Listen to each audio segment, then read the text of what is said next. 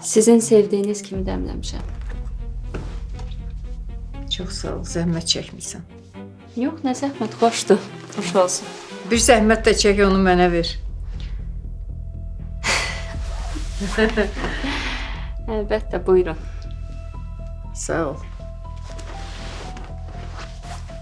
Bugün heç sizlə rahat danışa bilmədik. Hə, elə oldu. Nə danışacaqdın ki mənlə? Xəvər xanım, bu Banunun bu evdə qalmağı sizcə nə dərəcədə düzgündür? Yəni, bu qızın Bakıda qohumları var. Orada qala bilər, oteldə də qala bilər. Yəni, niyə burada qalır? Özü gəlməyib ki, toğrul gətirib də. Amma demək ki, özü də istəyib ki, bura gəlib də, Toğrulun təklifini qəbul eləməklə məqsədinə də çatmış oldu.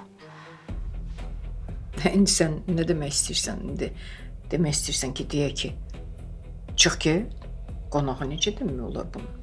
Da qonaqdır da. Xavər xanım,